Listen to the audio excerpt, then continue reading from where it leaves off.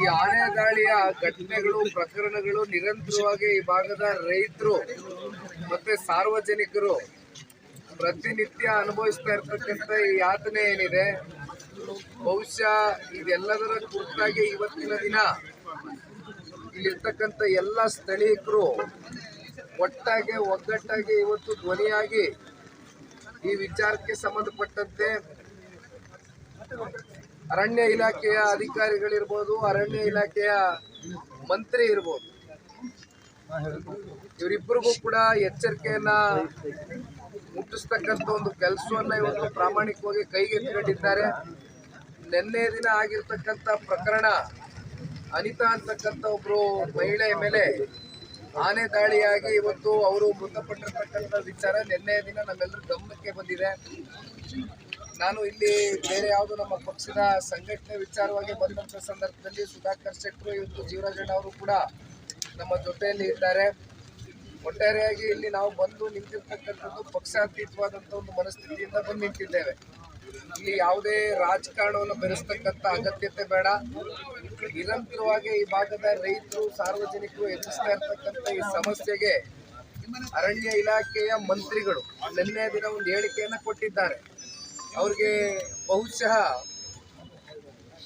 ಅವರ ಒಂದು ಹೇಳಿಕೆ ಯಾವ ರೀತಿ ಬಾಲಿಷ್ಯವಾಗಿದೆ ಅಂತಕ್ಕಂಥದ್ದನ್ನ ನಾವು ಗಮನಿಸ್ತಕ್ಕಂಥದ್ರ ಬಗ್ಗೆ ಚರ್ಚೆ ಮಾಡ್ತಕ್ಕಂಥದ್ದಾದ್ರೆ, ಅವ್ರಿಗೆ ಬಯಲು ಸೀಮೆಗೂ ಮಲೆನಾಡು ಭಾಗದ ಪ್ರದೇಶಕ್ಕೂ ಬಹುಶಃ ವ್ಯತ್ಯಾಸ ಗೊತ್ತಿದೆಯೋ ಅನ್ನೋ ನಮಗೆ ಗೊತ್ತಿಲ್ಲ.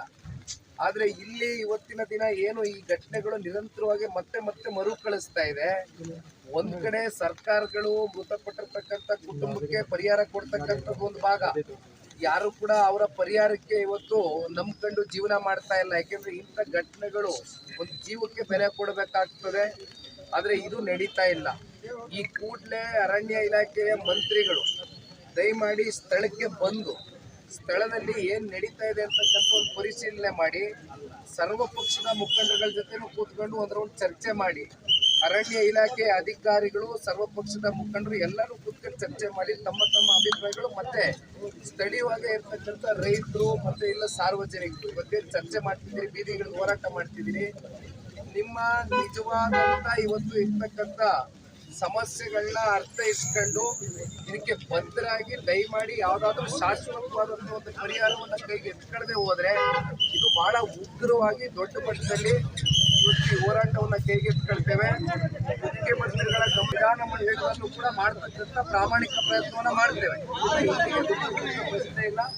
ಜೀವರಾಜಣ್ಣ ಅವರು ನಮ್ಮ ಜೊತೆಯಲ್ಲಿದ್ದಾರೆ, ಸುಧಾಕರ್ ಶೆಟ್ಟರು ನಮ್ಮ ಜೊತೆಯಲ್ಲಿದ್ದಾರೆ. ಇಲ್ಲಿ ಎಲ್ಲ ಪಕ್ಷಾತೀತವಾಗಿ ಎಲ್ಲ ಸರ್ವಪಕ್ಷ ನಾಯಕರುಗಳು ಇವತ್ತು ಈ ಸಂದರ್ಭದಲ್ಲಿ ಕೈ ಜೋಡಿಸಿದ್ದೇವೆ. ಒಟ್ಟಾರೆಯಾಗಿ ನಿಮ್ಮ ಜೊತೆಯಲ್ಲಿ ಇದು ಒಂದು ಶಾಶ್ವತವಾದಂಥ ಒಂದು ಪರಿಹಾರ ಕಂಡುಕೊಡ್ತಕ್ಕಂಥದಕ್ಕೆ ನಾವೆಲ್ಲರೂ ಸರ್ಕಾರದ ವಿರುದ್ಧವಾಗಿ ಜೊತೆಯಲ್ಲಿ ಇರ್ತೇವೆ. ಇಲ್ಲ ಅವರೇ ಮಾತಾಡಿ, ನಾನಾದ್ರೂ ಮುಂದೆ ಹೊರಡ್ಲಿಕ್ಕೆ ನಿಮ್ಗೆ ಗೊತ್ತಿದೆ. ನಾವು ಕಳಸಾರಿ ಕೇಳಿ ಏನಂತ ಶಾಸಕರು ಕೇಳಿ ನಮ್ಮ ನಿಯೋಗ ಹೋಗಬೇಕು, ಸರ್ಕಾರದ ಮತ್ತೆ ಲೆವೆಲಿಗೆ ಹೋಗಬೇಕು.